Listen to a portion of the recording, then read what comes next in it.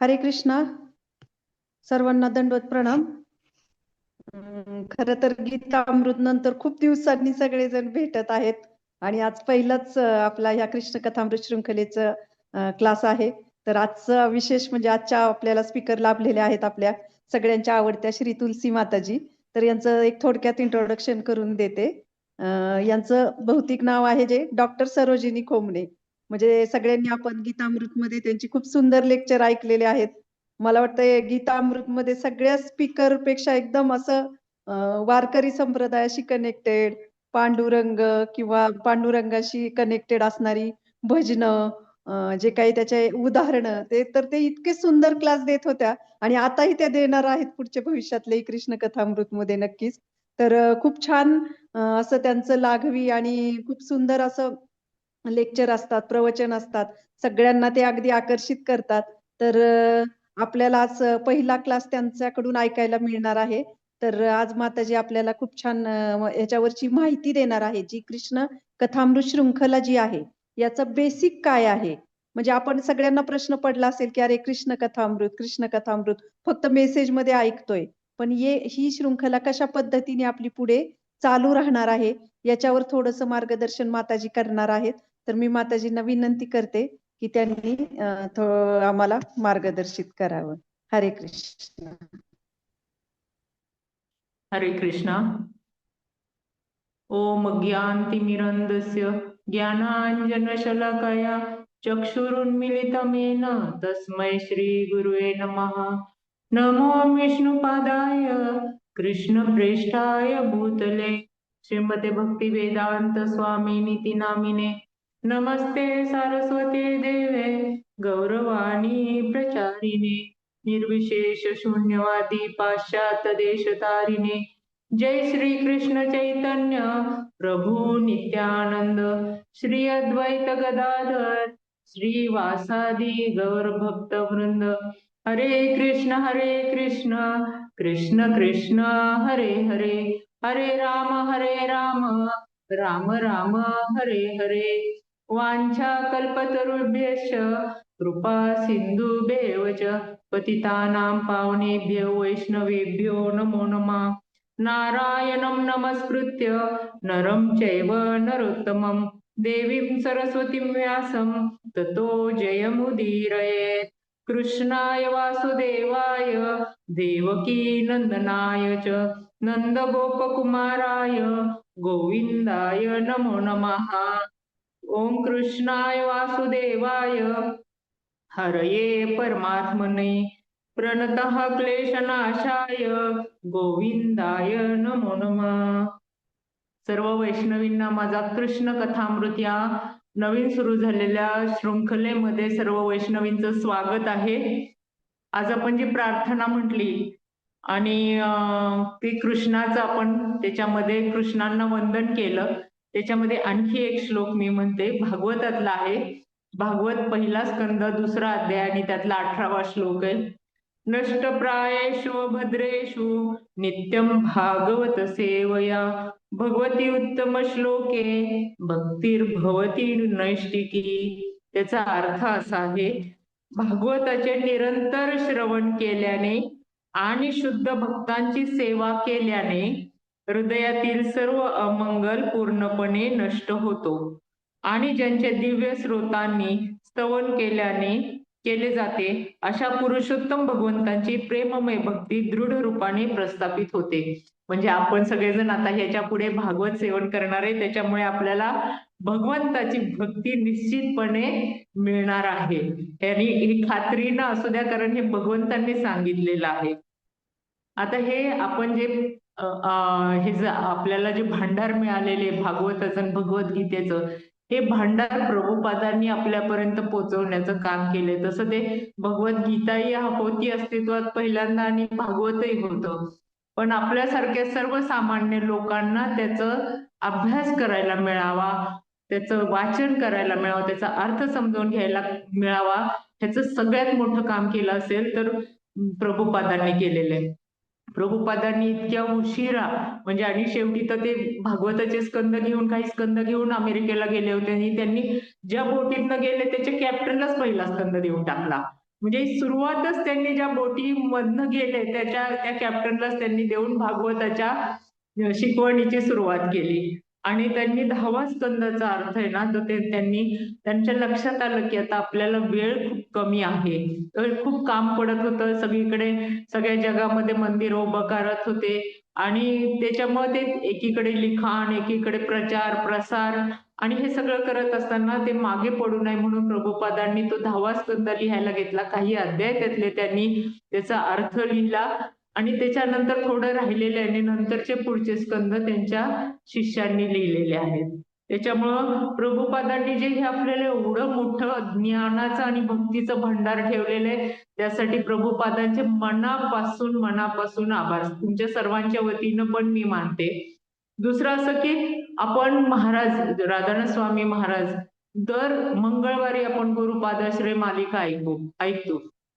त्याच्यामध्ये महाराजांच्या बद्दल इतकं आपण ऐकत असतो की महाराजांची भक्ती कशी किंवा तृषार्थ पथिक आपण वाचतो.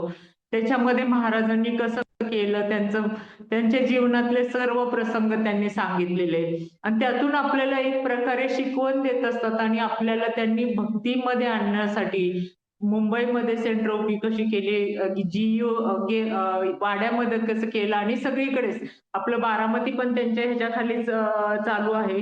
त्याच्यामुळं हे सगळे सेंटर्स उभा करायला महाराजांनी किती कष्ट घेतले, तर ते आपल्याला त्या पादाश्रय मालिकेमधून निश्चितपणे कळतं. महाराजांनी त्यांच्या भक्तांच्यामुळे आपल्याला ह्या सगळ्या गोष्टी आपल्यापर्यंत पोहोचतात आणि आपण तिथून त्याचा निश्चितपणे आस्वाद घेतो. आपल्या मनाच्या बरोबर आत्म्याची तृप्ती करायचा आपण प्रयत्न करीत असतो. आणि इथपर्यंत आपण जरी कितीही म्हणलं तरी आपण मुंबईला महाराजांपर्यंत पण महाराजांचा दूत आपल्यापर्यंत नंददुलार प्रभूजी येतात आणि हे आपल्याला ज्ञान ते वेगवेगळ्या माध्यमातून देतात. म्हणजे लेक्चर्स असो, मग नंतर आपले फेस्टिवल्स असो, सगळीकडे जाऊन प्रत्येक ठिकाणी जाऊन ते लेक्चर्स देतात, फेस्टिवल्सना येतात आणि छोट्या-छोट्या ग्रुप्सना पण ते सगळ्यांचं काउन्सिलिंग करत असतात. तसंच आमच्या वैष्णवी समितीचंही त्यांनी काउन्सिलिंग करून ही गीतामृत मालिका त्यांनी करायला प्रेरणा दिली आणि आपली मागची भगवत देवाची गीतामृत मालिका त्यांच्या प्रेरणेमुळं आणि त्यांनी उद्युक्त केल्यामुळं आपण ती पूर्ण करू शकलो. तसंच त्यांनी ही पुढे कृष्ण कथामृत मालिका आपल्याला चालू करायला प्रेरणा दिली आणि त्यांनी आम्हाला मार्गदर्शन केलं. त्यांच्या मार्गदर्शनाशिवाय हे सगळं होणं शक्य नव्हतं. त्याच्यामुळे ह्या सगळ्यात महत्वाचा दुवा म्हणजे नंददुलाल प्रभूजी. त्यांच्याशिवाय हे कधीच होणं शक्य नव्हतं म्हणून त्यांचे नंददुलाल प्रभूजींचे मी आपल्या सर्वांच्या वतीनं खूप खूप खूप खूप आभार मानते. आणि सगळ्यात महत्वाचं म्हणजे जर हे आम्ही खूप वक्ते आहे, पण श्रोतेच नसतील, तर वक्त्यांचा काहीच उपयोग नाही. कोण ऐकायलाच नसेल तर काय उपयोग आहे? त्याच्यामुळं आज ह्या ठिकाणी वैष्णवींच्या हाकेला साथ घालून इतके सगळे श्रोते उपस्थित राहिलेत, इतक्या सगळ्या वैष्णवी उपस्थित राहिल्यात, इतकी त्यांची भूक आहे ह्याची आपल्या आत्म्याला जागृत करायची आणि भागवत आणि कृष्ण कथामृताचं आस्वादन घेण्याची, की त्या दुपारची झोप सोडून पण सगळ्याजणी इथे उपस्थित राहिल्यात. त्याबद्दल आणि नेहमीच गीतामृत मालिकेला सुद्धा उपस्थित असतात आणि आता पण तुम्ही खूप मोठ्या संख्येने उपस्थित आहात. त्याबद्दल मी पुन्हा एकदा सर्वांचे मनापासून मनापासून आभार मानते. म्हणजे जर श्रोताच नसेल तर वाचणार तयारी किती केली वक्त्यांनी तरी काय सांगणार आपण. आपलं जे गीतामृत झालं ते गीतामृत म्हणजे काय तर भगवद्गीता. भगवद्गीतेवरती आपण हे ऐकले प्रवचन ऐकली. तर त्याच्यामध्ये भगवद्गीता म्हणजे काय तर भगवंतांनी अर्जुनाला एक साधन बनवून आपल्यापर्यंत पोहोचवलेलं ते ज्ञान. आणि भगवद्गीता हे महाभारतात त्यांनी महाभारताच्या युद्धामध्ये कुरुक्षेत्रावर अर्जुनाला दिलेलं ज्ञान आहे ते आपल्याला आपल्यापर्यंत पोहोचवलेलं ज्ञान आहे. त्याला भगवद्गीता म्हणतात. आणि हे भागवत म्हणजे असं लक्षात येतं कधी-कधी भगवद्गीता आणि भागवत म्हणजे एकच आहे का? आता आपल्या इस्कॉन मधल्या लोकांना नाही, पण बऱ्याचशा ज्यांना माहिती नाहीये त्यांना की ते भागवत म्हणजेच भागवद्गीता असं म्हणतात. पण ते नवीन लोकांसाठी असं आहे की हे भागवत म्हणजे वेगळं आहे. हे शुकदेव गोस्वामींनी परीक्षित महाराजांना जेव्हा शाप मिळाला, तेव्हा त्यांना सांगितलं गेलं की तुमचा मृत्यू 7 दिवसात होणार आहे. मग ते भगवंतांची स्तुती ऐकण्यासाठी शुकदेव महाराजांना शरण गेले. मग ते शुकदेव महाराजांनी परीक्षित महाराजांना 7 दिवसात हे सगळं भागवत दिवस रात्र करून सांगितलेलं आहे. हे भागवत हे 18,000 श्लोकांचं आहे आणि भगवद्गीता ही 700 श्लोकांची आहे. भागवतामध्ये काय आहे, तर भागवतामध्ये सर्व भगवंत श्रीकृष्णाच्या दिव्य लीलांचं म्हणजे सगळे आपल्याला श्रीकृष्ण माहितीये, सगळ्या त्यांच्या लीला माहितीये, त्या सर्व दिव्य लीलांचं वर्णन इथं केलेलं आहे आणि शुकदेव गोस्वामींनी अतिशय पद्धतशीरपणे त्याचं वर्णन केलेलं आहे आणि त्यांना ऐकवलेलं आहे परीक्षित महाराजांना. त्याच्यामुळे किती महत्वाचं आहे की आपण भागवत ऐकणं किंवा भगवद्गीता ऐकणं किती महत्वाचं आहे. ह्याच्यासाठी तुकाराम महाराज म्हणतात, आपुलिया हिता जो असे जागता, म्हणजे आपल्या स्वतःच्या हितासाठी जो कोणी जागरूक असेल, आपुलिया हिता जो असे जागता, धन्य माता पिता तयाचे, त्यांचे माता पिता धन्य आहेत असं म्हणतायत ते. कुळी कन्यापुत्र होती जी सात्विक, म्हणजे ज्यांच्या कुळामध्ये मुलं निर्माण होतात, जी सात्विक असतात स्वभावाने वागण्याने, ती ती कुळी कन्यापुत्र होती जी सात्विक, तयाचा हरिक वाटे देवा, त्यांचा हरिक वाटे देवा म्हणजे परमेश्वर त्यांचा सुद्धा काळजी घेत असतो आणि त्यांचा सुद्धा लोकांना विश्वास वाटत असतो. गीता भागवत करीती श्रवण, गीता भागवत तुकाराम महाराज सुद्धा म्हणतायत की गीता आणि भागवत जे करतात श्रवण करतात, करीती श्रवण अखंड चिंतन विठोबाचे, त्याच्याबरोबर काय तर विठोबाचे अखंड चिंतन करायचे. तुका म्हणे मज घडो त्यांची सेवा, तरी माझ्या दैवा पार नाही. अशा लोकांची जरी माझ्याकडून सेवा घडली, म्हणजे गीता आणि भागवत जे वाचतात किंवा श्रवण करतात ऐकतात, त्यांची सेवा जरी माझ्याकडून घडली तरी मला ह्या अंत नाही, एवढं माझं दैव मोठं आहे.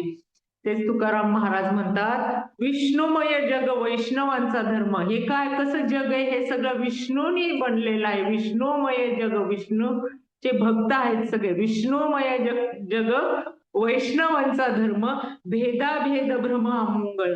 त्याच्यामध्ये भ्रम खूप असतात आपल्याला, हे माझं ते तुझं, हे असं ते तसं, हे म्हणजे आपल्याकडे आपण ऐकत असतो ह्याच्यामध्ये. तर ते काय म्हणतात, भेदाभेद भ्रम अमंगळ. हे सगळे भेद आणि भेद हे जे भ्रम आहेत ते सगळे अमंगळ आहेत. ऐका जी तुम्ही भक्त भागवत, म्हणजे आपण जे कोणी भक्त भागवत म्हणजे जे कोणी ह्यांचं कथन करतात त्यांना भागवत म्हणतात. असे ऐका जे तुम्ही भक्त भागवत, कराल ते हित सत्य करा. ते त्याच्यामुळे असं जर श्रवण तुम्ही केलं तर तुमचं हित नक्कीच चांगलं होईल. कोणाही जीवाचा न घडावा मत्सर. ह्याच्यामध्ये काय करायचं तर कोणाचा मत्सर होत नाही, आपण आपली शुद्धी होत जाते. जसं आपल्याला प्रभुपाद सांगतात, महाराज सांगतात की तुम्ही नामस्मरण करा. नामस्मरण केल्याने महाराजांच्या पुस्तकामध्येच आहे की नामस्मरणाने आपण आतून शुद्धी होत जाते. त्याच्यामुळे कोणाही जीवाचा न घडावा मत्सर. याच्यामध्ये मत्सराला जागाच राहत नाही. वर्म सर्वेश्वर पूजनाचे.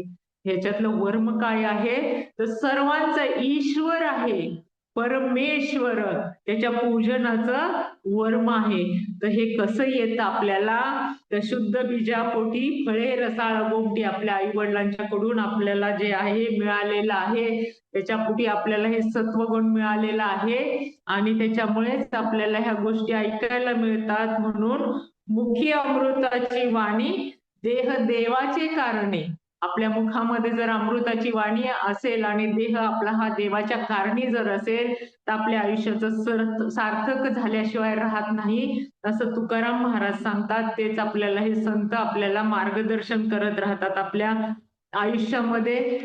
शेवटी महाराष्ट्रामध्ये तर हे महाराष्ट्र हे संतांचीच भूमी आहे. त्याच्यामुळे संतांनी आपल्याला मार्गदर्शन करणं आणि आपण त्यांचं ऐकणं हीच महाराष्ट्राची परंपरा आहे. तीच आपण आषाढ कार्तिकी वारीमध्ये लाखो करोडो वारकरी आपण जे पाहत असतो, विठ्ठलाच्या नामावर, पांडुरंगाच्या नावावर नाचत नाचत ते देहू आळंदीपासून पंढरपुरापर्यंत जातात. ते फक्त एकाच श्रद्धेने, भगवंतांच्या श्रद्धेने, विष्णूच्या नामाने किंवा पांडुरंगाच्या नावाखाली. तेव्हा आपण हे लक्षात घेतलं पाहिजे की हे आपण कोणाचं श्रवण करतो. तर आपल्याला साध्या साध्यातनी त्या पालखीमध्ये जाताना लोक गवळणी म्हणायचे. मला त्याचा अर्थ कधी कळायचा नाही. पण ते गवळण म्हणजे भगवंतांचीच केलेली स्तुती आहे. त्याच्यामुळे गवळणीमध्ये खांद्यावर कांबळी हातामध्ये काठी, हे वर्णन करतायत श्रीकृष्णाचं. खांद्यावरी कांबळी हातामध्ये काठी, चारी तसे धेनू सावळा जगजेटी. हा जगाचा राजा काय करतोय? सगळ्या विश्वाचा राजा, सगळ्या ब्रह्मांडांचा राजा काय करतो? खांद्यावर कांबळ घातलीये, हातामध्ये काठी घेतलीये आणि धेनू म्हणजे गायींना चारतो आहे रानावनामधून. म्हणून त्याची कशी स्तुती करतायत? हे राधे राधे राधे मुकुंद मुरारी, वाजवितो वेणी वेणू कान्हा श्रीहरी. तो काय करतोय? तो वेणू वाजवतो, म्हणजे बासरी वाजवत तो ह्या गायींना चारत असतो. अशा हरीने माझे चित्त हरिले आहे. अशा हरीने काय केलेलं आहे? माझे चित्त हरिले आहे. त्याच्यासाठी आपण काय करतो? आपल्या इस्कॉन मध्ये आपल्या बऱ्याच यात्रा वृंदावनाला जातात. म्हणून आपण नेहमी म्हणजे यात्रा असले की चला बाई वृंदावनी रास क्रीडा पाहू, नंदाचा बाळ येणे केला नवलाऊ. नंदाच्या बाळाने वृंदावनात काय जाऊन पाहूयात. असे गवळणी म्हणतात, चला बाई वृंदावनी रास क्रीडा पाहू. आपण त्यांच्या तिथं रासक्रीडा पाहू. कशाला? तर नंदाचा बाळ तिथे काय करतो? गवळण म्हणजे नंदाचा बाळ तिथे नवलाई त्यांनी काय केलेल्या आहेत? लीला केलेल्या आहेत. त्या लीला पाहूयात किंवा त्यांची आता रसभरीत वर्णन आहेत त्याच्यामध्ये. हे गवळणी जे आहे त्या गवळणीमध्ये ज्या ऐकायला मिळतात त्यांना पूर्वी आपल्याला, मला तर फारसा अर्थ कळायचा नाही, पण आता त्यांचं ऐकल्यानंतर त्याच्यामध्ये त्यांच्या भगवंतांच्या लीलांचं एकदम रसभरीत वर्णन केलेलं असतं. खूप मस्त मस्त वर्णन केलेलं असतं. आणि हे आपल्याला वर्णन आपल्यापर्यंत फक्त अध्यात्मातनं किंवा प्रवचनातनं किंवा गुरूंच्याकडनंच नाही येत. तर एक मराठी पिक्चर पण होता पिंजरा, तर त्याच्यामध्ये पण एक गाणं होतं बघा, दे रे कान्हा दे रे मज चोळी आना लोगडी. म्हणजे हे आपल्याला मनोरंजनात्मक ह्याच्या गोष्टीतून सुद्धा त्या कृष्णाचं ते किती छान वर्णन करतात, त्या कृष्णाच्या लीलांचं वर्णन करतात. म्हणजे ते पण एक मनोरंजन जरी असलं तरी ते आपल्याला शिकवण देणारं, काही अंशी शिकवण देणारं मनोरंजन पूर्वीच्या काळी ते साधन होतं. म्हणून तसं मानायचे. इतकं सुंदर ते वर्णन ह्याच्यातून करायचे, गवळणीतून करायचे. म्हणजे गवळणी म्हणजे गाण्यातून. कारण हे गवळणी म्हणजे कोण म्हणायचे? तर तिथल्या ज्या व्रजभूमीतल्या ज्या गवळ्यांच्या स्त्रिया होत्या त्यांना गवळणी म्हणायचे. आणि त्या काय करायच्या? कृष्ण ह्यांच्या खोड्या काढायचं सारखा. म्हणजे आता त्यांची लुगडी पळवली, त्या आंघोळीला गेल्यावर त्यांचे माठ फोडायचे, त्यांचं दही चोरायचं. आपल्याला सगळ्यांना माहित आहे, आपण सर्व नाटकांमध्ये आपण पाहिलेलं आहे या आपल्या इस्कॉनच्या नाटकांमध्ये. त्याच्यामुळे त्या खोड्या सगळ्या गवळणी काय काय करतात? भगवंत श्रीकृष्ण ते यशोदेला सांगायला येतात आणि त्या यशोदेला त्यांनी सांगितलं की ह्या कृष्ण असं असं आमचं करतोय, हे करतोय. तर ते जे लीला करत असतात भगवंत, त्या लीला यशोदेला सांगत असताना, त्या लीला पाहत असताना किंवा ऐकत असताना त्यातून आपल्याला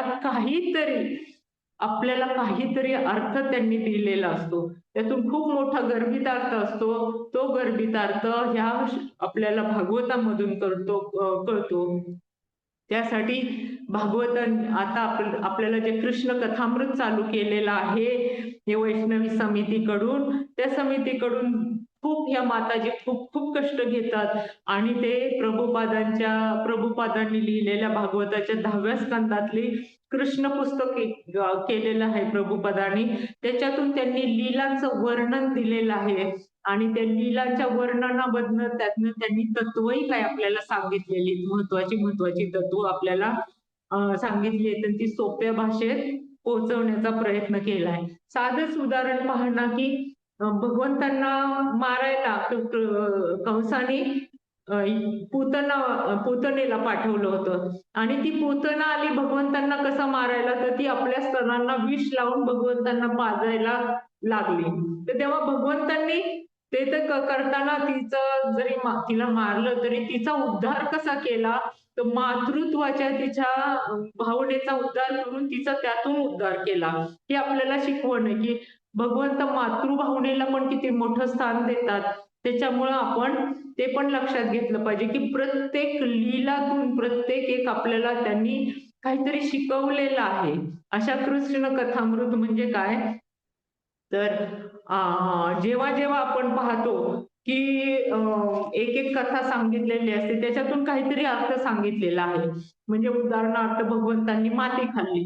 मग माती खाल्ली तर यशोदा मैया म्हणते, "तू आ करून दाखव, माती खाल्ली का?"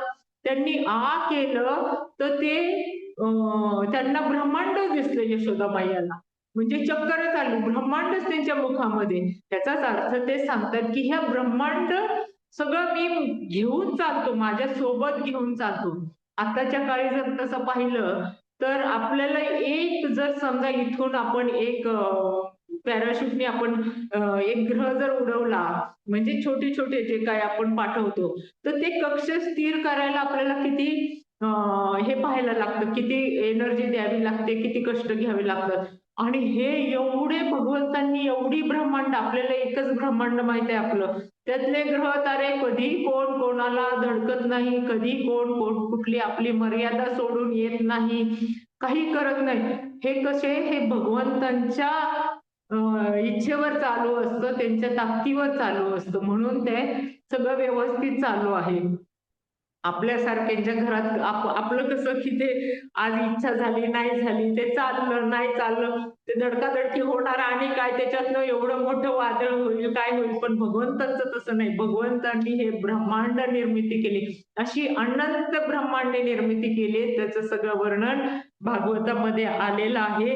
त्याच्यामुळे ह्या कृष्ण लीलांचं आपल्याला जे वर्णन केलं जातं, करून दिलेलं आहे सगळं या कृष्ण पुस्तकामध्ये. आणि आपण जे आता ऐकणार आहोत ह्याच्या पुढच्या कृष्ण कथामृत मालिकेमध्ये, तर त्याच्यामध्ये प्रत्येक गोष्टीतून आपल्याला ह्या सगळ्या वाक्या आपल्यापर्यंत पोहोचवणार आहेत. काही नाही काहीतरी त्यांचं गर्भितार्थ तत्व ते खूप सगळ्याजणी अभ्यास करतात आणि खूप कष्ट करून सगळ्यांना, तर सगळ्यांनाच वाचन होणं शक्य नाही. आम्ही पाहिलं एक एक अध्याय आहे तो 100-100 पानांचा आहे आणि तो कृष्ण पुस्तकामध्ये छोटा आहे, पण आपल्याला त्यातला अर्थ कळतानाही थोडासा त्रास होतो आणि खरंच होत नाही वाचन आपल्याकडून. आपण किती इच्छा केली तरी, आपण महिला आहे, आपल्या व्यापामध्ये आपण अडकलेला असतो. त्याच्यामुळं हे आपल्याला अनायासे आपल्या कानावरती पडणार आहे. त्याच्यामुळं खरंच हे खूप मोठं आपलं भाग्य आहे, की आपण ह्या कृष्ण कथामृत मालिकेत जॉईन झालात आणि सगळ्याजणी ऐकता. त्याच्यामुळे आपल्या सर्वांना हे ऐकायला मिळालं त्याबद्दल खूप खूप म्हणजे खूपच मी सर्वांची आभारी आहे. कारण आपल्याला हे काय आहे, आपल्याला प्रसाद कशाचा आपण घेतो? घेता प्रसाद श्री विठ्ठलाचा. घेता प्रसाद श्री विठ्ठलाचा, अशा दारिद्र्याचा व्हावा नायनाट. आपल्याकडे हे विचारांचं दारिद्र्यच आहे. कर्मदारिद्र्य आपण जन्मलेलो आहोत.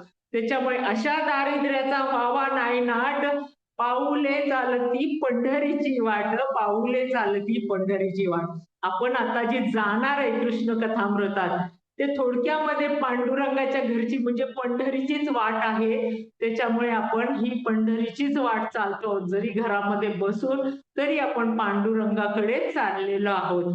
ह्याच्यामध्ये काय करतोय आपण? सुखी संसाराची सोडून या गाठ.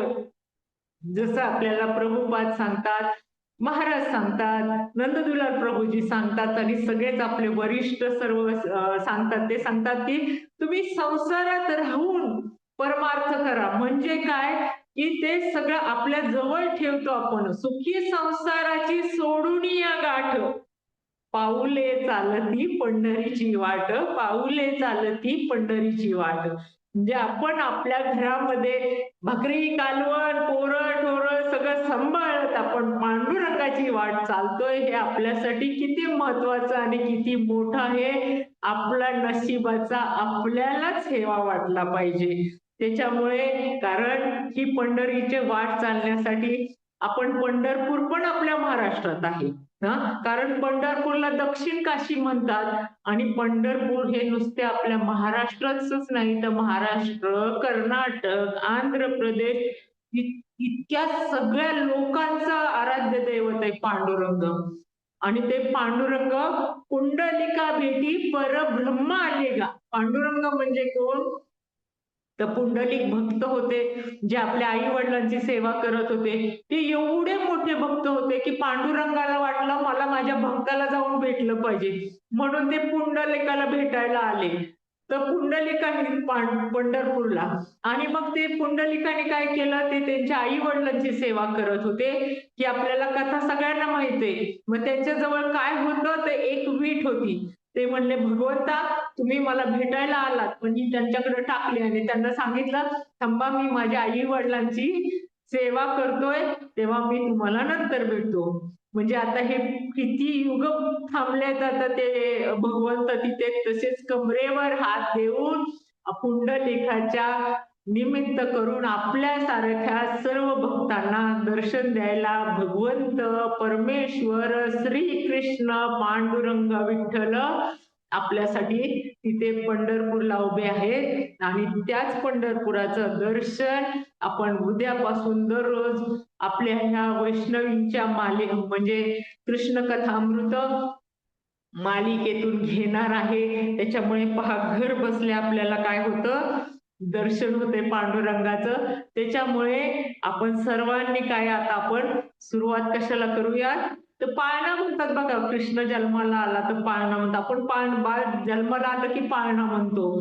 तर ते कसं, पहिल्या दिवशी जन्मले बाळ, पहिल्या दिवशी जन्मले बाळ, कळस सोन्याचा देते डहाळ, कळस सोन्याचा देते डहाळ.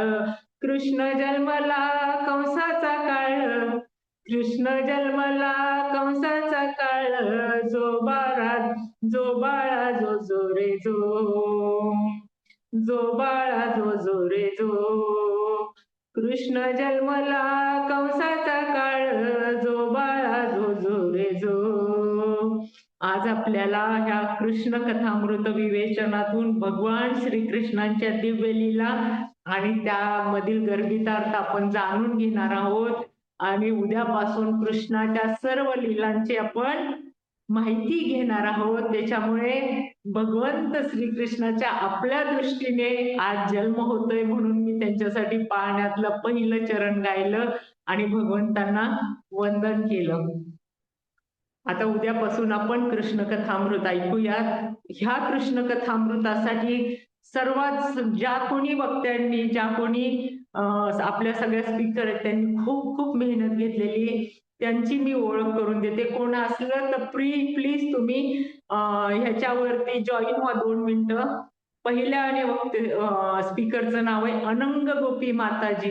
म्हणजे आपल्या सर्वांना परिचित असणाऱ्या डॉक्टर सौ अपर्णा काटे.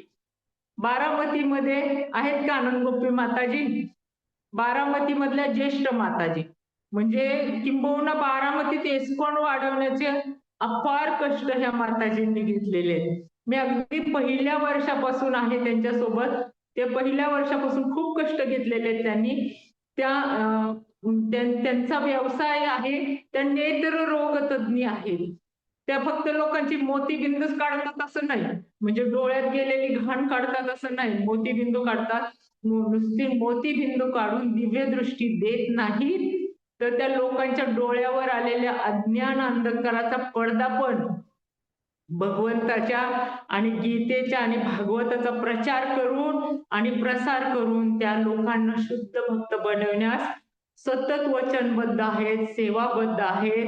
आणि अशा आपल्याला ज्येष्ठ माताजी अनंग गोपी माताजी ह्या वैष्णवी समितीच्या अध्यक्ष आहेत आणि त्यांनी आपल्याला ह्याच्यामध्ये आणले, त्यांनी ही सुरुवात केलेली आहे. त्यांचे आपण आभार मानूया. त्या आता बरसानाला गेलेल्या आहेत सेवा करण्यासाठी, त्याच्यामुळे कदाचित त्या उपस्थित नसतील. तर तुम्हाला सर्वांनाच परिचयाच्या आहेत अनंग गोपी माताजी. दुसऱ्या माताजी आहेत, आत्ताच ज्यांनी सुरुवात आणि ओळख करून दिली, संदिनी शक्ती माताजी. म्हणजे आपल्या सर्वांना परिचित असणाऱ्या सौ संजीवनी गिरमकर माताजी. सर्वांना माहित आहे त्यांची ओळख म्हणजे कशातून होते?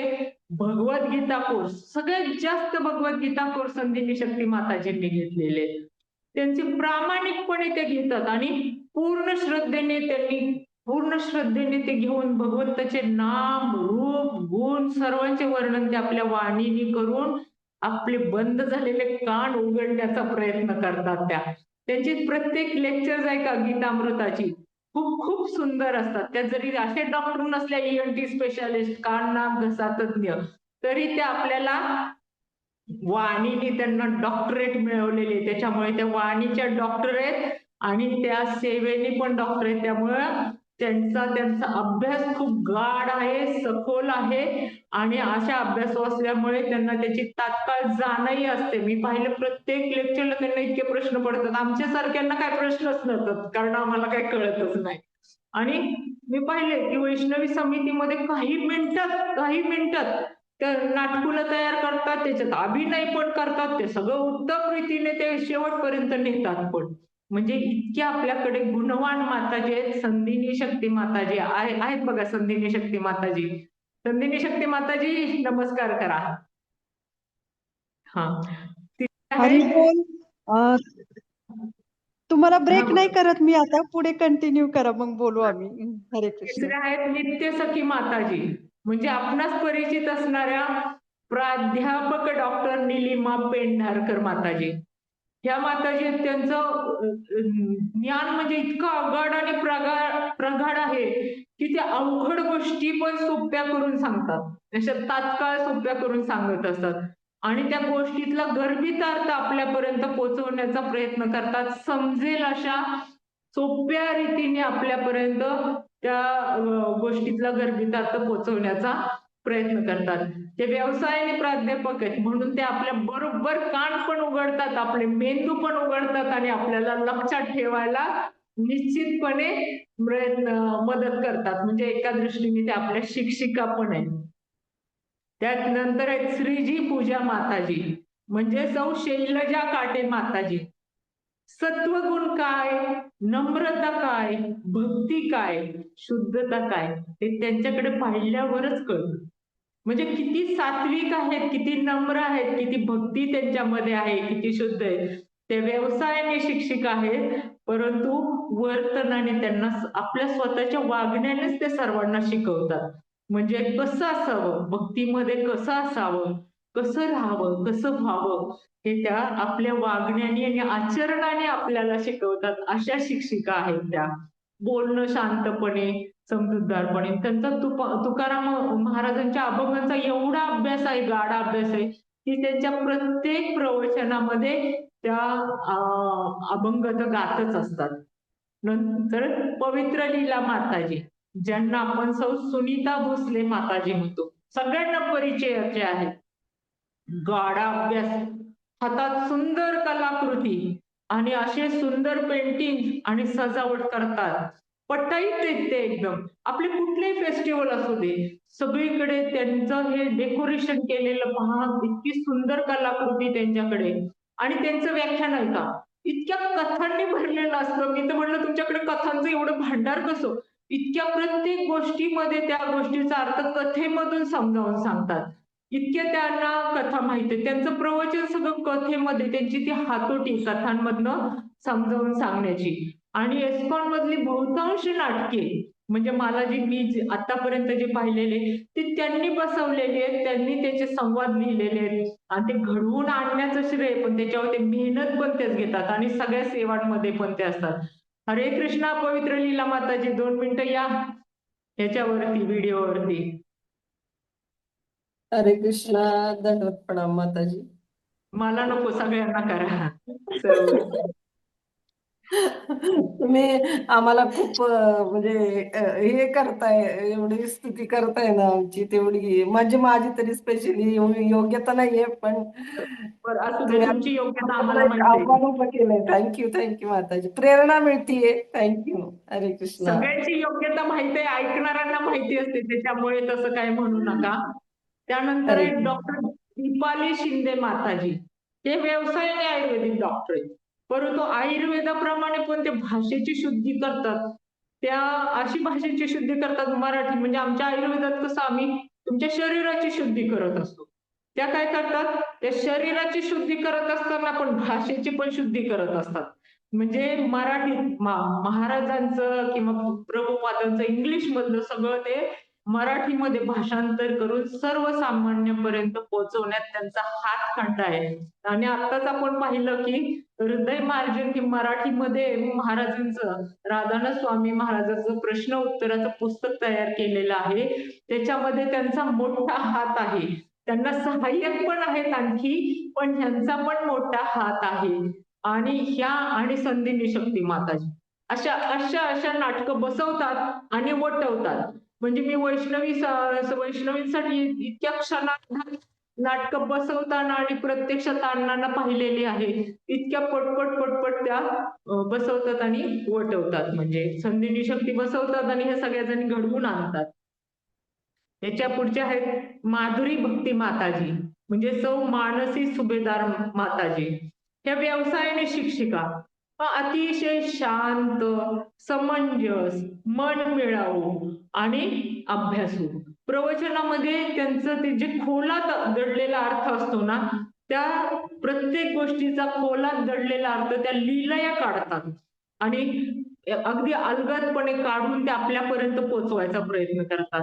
म्हणजे असं इतकं आणि शांतपणे त्यांचं सगळं चालू असतं की असं कळतच नाही ह्यांचं काही गडबड असेल, यांच्या मागे काही नाही, सर्व शांतपणे मन मिळावं आहे.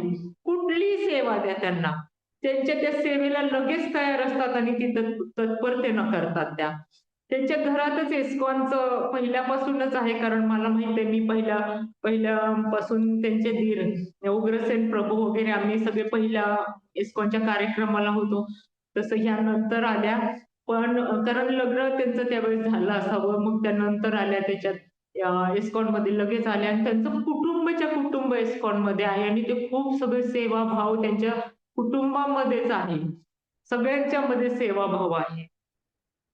त्याच्यानंतरचं नाव आहे अमृता भक्ती माताजी, म्हणजे सौ आशा पाटील माताजी. व्यवसायाने ते शिक्षक आहेत. अख्ख्या अख्खी भगवद्गीताच पाठ आहे त्यांची. काही म्हणते पाठच असतं त्यांचं, काही पण असेल तरी पाठच असतं. त्या फक्त शाळेतल्याच मुलांना नाही नव्हे, तर सर्वांच्या स्वतःच्या घरातली मुलेही त्यांनी घडवलेली आहेत. म्हणजे त्यांच्याकडून आणखी शिकण्यासारख्या गोष्टी म्हणजे मोठ्यांची सेवा, कार्यक्रमातील सेवा कशी करायची हे त्यांच्याकडूनच शिकावं आणि तत्परतेनं करत असतात. हार सेवा असो, किचन सेवा असो, कशाच काही असेल तरी त्या नेहमी सेवा तत्परतेनं करत असतात. कुठले लेक्चर असेल तर त्याच्यानंतर कोणाचे आभार मानायचे असेल, त्याचा सारांश काढायचा असेल, तर हे सर्व काम त्या अतिशय तत्परतेनं करतात.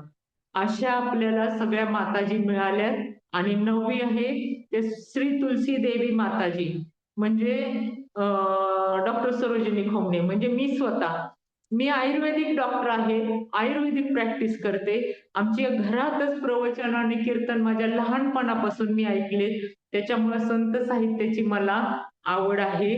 आणि आपल्यापर्यंत अशा सर्व माताजी खूप अभ्यास करून आपल्यापर्यंत हे कृष्ण कथामृत आणणार आहेत. आम्हाला सगळ्यांना ह्याच्यामध्ये नंददुलाल प्रभूजींचा खूप मोठा हात आहे, त्याच्यामुळं नंददुलाल प्रभूजींच्या शिवाय हे होणंच शक्य नव्हतं.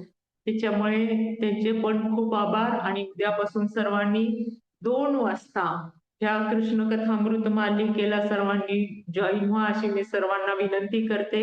आपण खूप आपल्याला छान ऐकायला मिळेल, आपण भगवंताचं नामस्मरण करायला मिळेल. खूप ऐकून घेतलं त्याबद्दल धन्यवाद. धन्यवाद.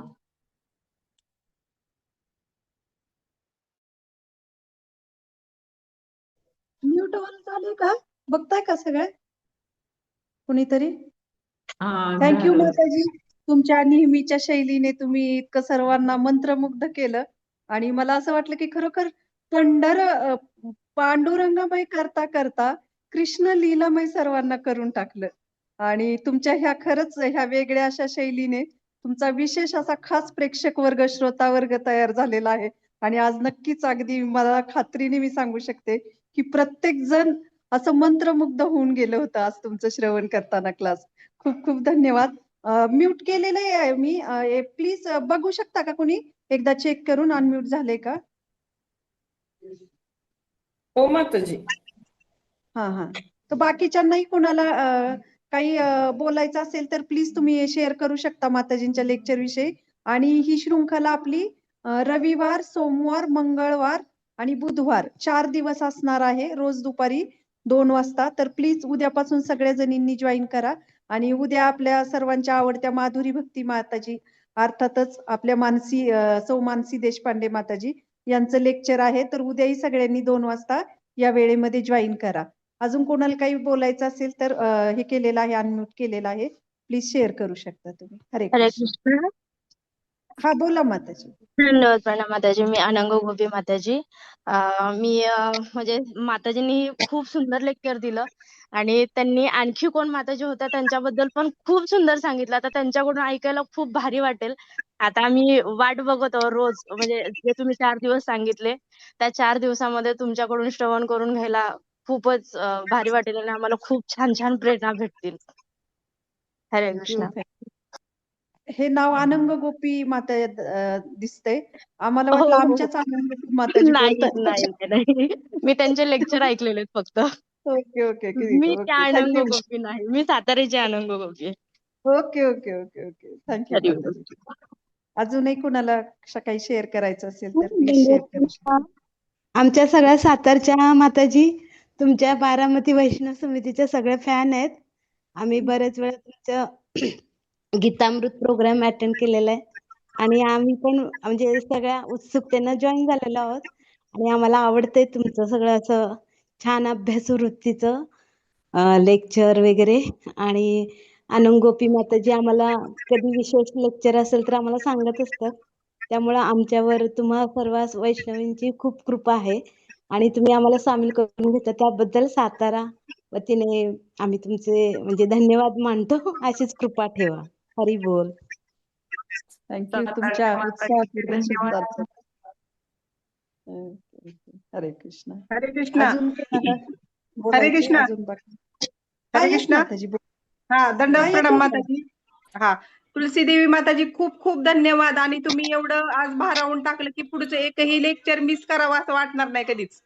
आणि तुम्ही एवढ्या सगळ्या माताजींचं एवढं छान कौतुक केलं की खरंच खूप आनंद वाटला. आणि तुमच्यामध्ये ते सगळे गुण आहेत म्हणून तुम्ही सगळ्यांमध्ये एवढे छान गुण तुम्हाला दिसतायत माताजी.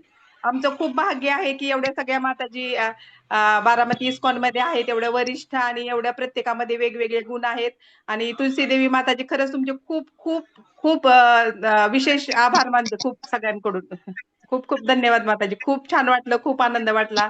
आणि उद्यापासून आम्ही कोणीही एकदाही मिस करणार नाही. एवढं छान तुम्ही आम्हाला आज आनंद दिला, भारावून टाकलं. खूप खूप धन्यवाद माताजी. हरे कृष्ण. सर्व तितक्या छान आहेत माताजी. ऐका तुम्ही सगळे, सगळ्या जणी तितक्याच सुंदर आहेत.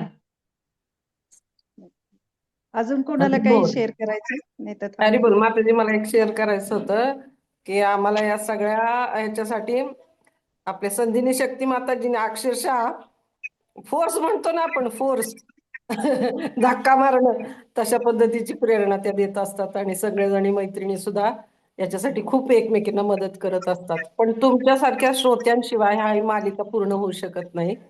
तर आपली एक चळवळ म्हणून साठी आपण हे प्रभुपादांचं कार्य म्हणून त्यांची जे कथा दिलेल्या आहेत, आपल्याला ग्रंथ दिलेले, त्याचा प्रचार आणि प्रसार करण्यासाठी या मालिकाचा नक्कीच सगळीकडे आपण प्रचार करूया. आणि तुमच्या मैत्रिणींना, तुमच्या ओळखीच्या सगळ्या वैष्णवींना हे सांगायचंय आपल्याला की जास्तीत जास्त संख्येने जॉईन होण्यासाठी आपण सगळ्यांना प्रेरणा देऊयात. हरे कृष्ण. थँक्यू माताजी. हरी बोल.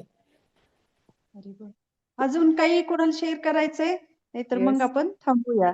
अजून कोणाला हरे बोलायचं? कृष्णा. दंडवत प्रणाम माताजी. हा मला दंडवत प्रणाम. नमस्कार. येस, खूपच मी वाट बघत होते की गीतामृत शृंखलेनंतर आता कुठली तुम्ही हे कृष्णा कथा चालू कराल असं वाटत होतं. कधी कराल वाट बघत होते. तर आज चांगला योग आला, तुम्ही स्टार्ट केली आहे. तुम्हाला खूप खूप शुभेच्छा आणि चालू केल्याबद्दल धन्यवाद. आणि एक हे पण लागेल आता, म्हणजे काय डिसिप्लिन पण आपोआपच लागेल. तेवढ्या वेळेमध्ये सगळं आवरून बसायचं कथा ऐकायला. छान वाटतंय. आणि हो, छान वाटलं आणि आवर्जून ऐकेन, नक्कीच ऐकेन. अजून इकडच्या पण मैत्रिणींना मी आता फॉरवर्ड करते. बघूया येस आधी येस जॉईन केलं तर मुंबईच्या. पण तुमच्या ह्याच्यात नक्कीच. सामावून घेतलंय तुम्ही, मला खूप आनंद आहे. Thank you very much. हरे कृष्णा. चालेल. हरे कृष्ण अजून माताजी. कोणाला बोलायचं? हा येस हरे कृष्ण माताजी बोला. हा, दंडवत प्रणाम सगळ्या माताजींना. दंडवत दंडवत. जेव्हा आपला गीता शेवटपर्यंत खूप छान रित्यापणे पार पडला आणि नंतर ते थांबल्यानंतर बरेच दिवस असे मनाला हुरहुर राहिलेले आणि चुकल्यासारखं व्हायचं. 2 वाजले की ते टायमिंग लक्षात यायचं आणि काहीतरी पाहिजे. म्हणून माताजींकडे सुद्धा अशी आम्ही मागणी केली होती, काहीतरी चालू करा. आणि खरोखर थोड्या दिवसाच्या गॅपने का होईना पण आता हे कृष्णकथा नंतर चालू केली, ही खरंच खूप छान गोष्ट आहे. आणि सगळ्याच वैष्णवींचं आदरणीय नंदुराल प्रभूजींचे पण मनापासून खूप खूप आभार. कारण घर बसल्या आम्हाला ही सगळी सेवा घरी बसून आम्हाला मिळते. ते ही कोणताही त्रास न घेता जे काही कसरत आहे, जे काही कसोटे, जे लेक्चर देतात त्या माताजींच्या आहे. आणि आम्हाला फक्त काम करत करत म्हटलं तर ते ऐकता येते. हा उपभोग आमच्यासाठी खरंच खूप हे आहे. ऑफर आहे एकावरती एक फ्री अशी.